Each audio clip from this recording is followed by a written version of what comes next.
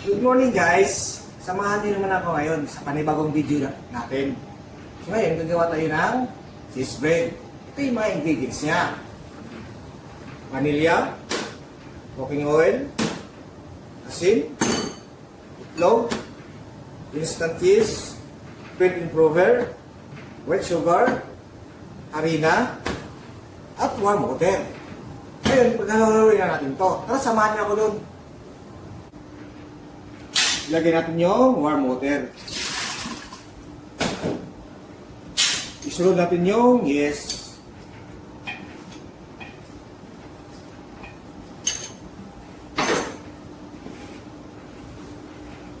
Mantika. Asin. Itlog. Bread improver.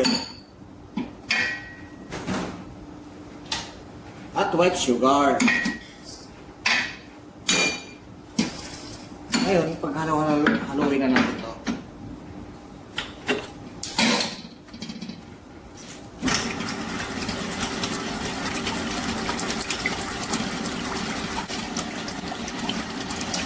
Ngayon guys, ilagay na natin yung harina.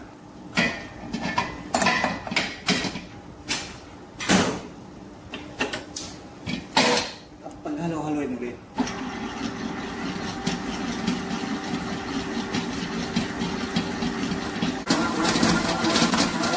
Okay na to. Tingnan yung dough natin guys. May kintab siya. Makinis. Pwede na yan.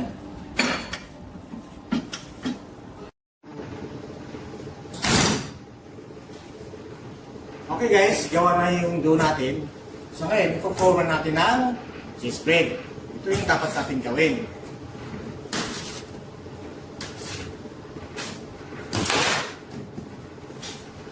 Puputulin na natin.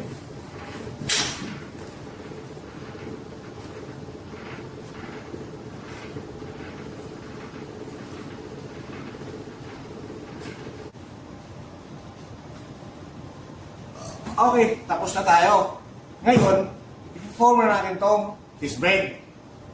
Ito, napansin nyo, may nakaready na tayo ng palaman. Ito yung palaman natin. So ngayon, itong palaman na to, pwede naman to sa, sa Spanish bread. Kung gusto nyo malaman kung paano natin ginawa to, panoorin nyo lang sa YouTube channel natin. So nandun yung mga ingredients. Ipo-forman natin. Tuturuan ko kayo ngayon kung paano natin gawin to. So ito, ganito lang. I-close mo nung ganito. Tapos, ipa-flatten mo ngayon siya. Tapos, ilagay mo siya ngayon dito. So, ano lang. Ulitin ko ulit. Dito. I-close mo. Tapos, ipa-flat mo siya ngayon. Ilagay mo siya dito. So, ngayon, sandali lang gagawin to. Sundan nyo lang buong video natin. Para hindi na kayo mahirapan kung paano natin gawin.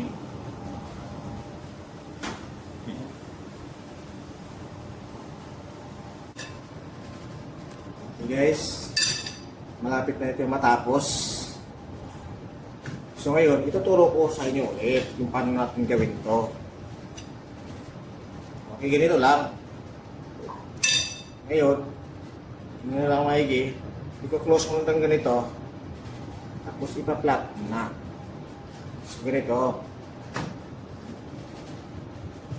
Sandali lang gawin to. Basta sundan nyo lang ng maayos. So, i-close mo itong ganito. Tapos ipa-flat mo na ngayon. So ngayon, ito gawin natin.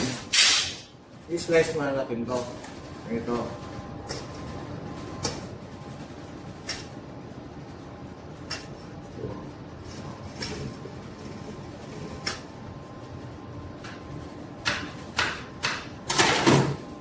Okay guys, tapos na tayo.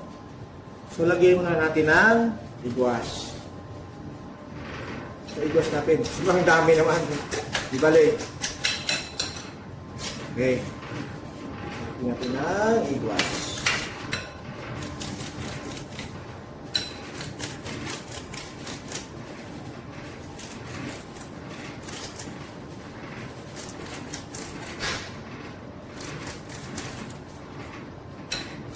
Okay guys, pagkatapos natin lagyan ng egg wash ngayon, paasahin na natin to.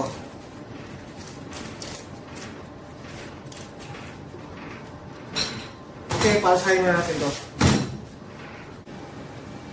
Okay guys, umalasa na yung chest bed natin. Okay, tingnan nyo. Tama-tama, nakaready na yung oven natin. Isasala na natin. Pasok na natin yung tinapay natin.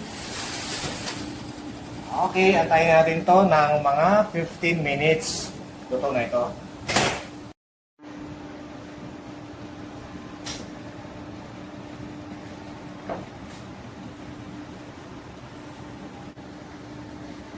Okay, tingnan natin kung luto na.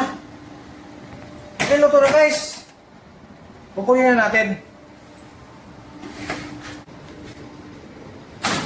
Okay. Ito na yung chest bed natin. Luto na. So ngayon, mainit pa. Mamaya pa natin kainin to. So mainit.